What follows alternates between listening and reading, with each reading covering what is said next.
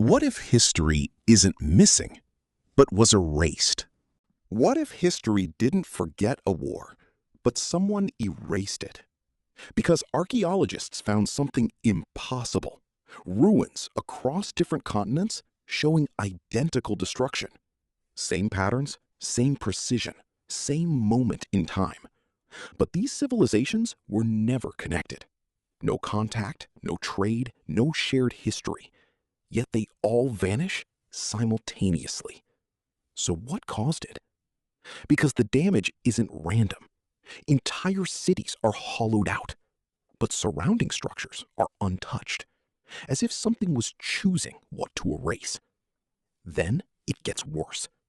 Two unknown civilizations were documenting each other, both describing impossible weapons, energy storms, reality-bending structures, technology that should not exist in history.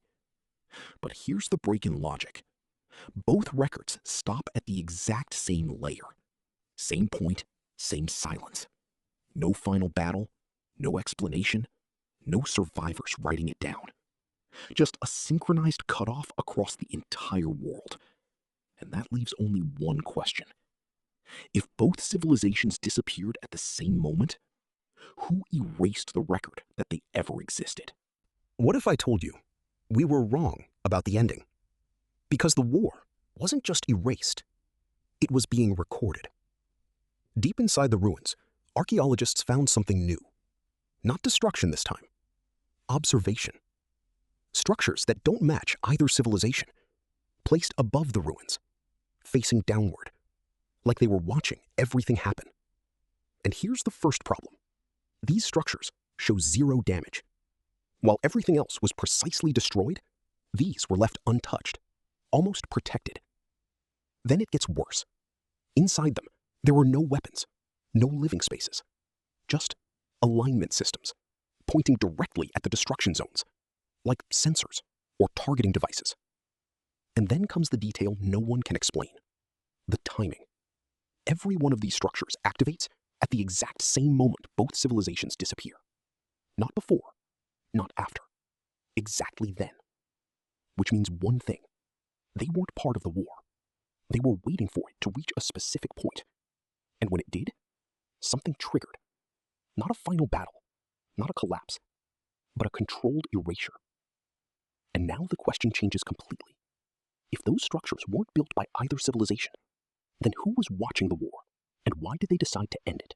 What if the war wasn't the problem, but the experiment was? Because those structures weren't just watching. They were measuring something. Every record shows the same pattern.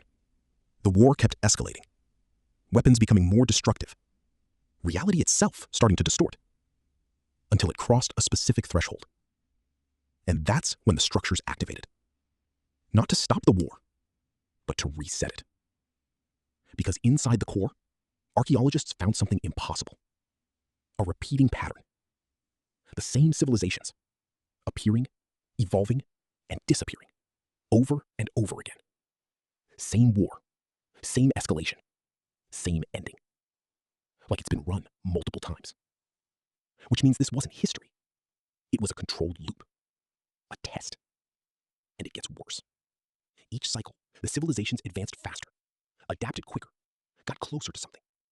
Like they were being pushed, observed, optimized, until they reached a point they weren't supposed to. And every time they did, reset. Total erasure. Start again. So now the question isn't what destroyed them. It's this. If this world is part of the same system, how close are we to the next reset? And if this system has already reset civilizations before, then this wouldn't be the first time intelligence went too far. It would just be the latest. Which means we're not discovering history. We're repeating it. And if the pattern is still active, then the real question isn't what happened to them. It's how close we are to being erased the same way. And if that moment comes, we won't remember it ever happened.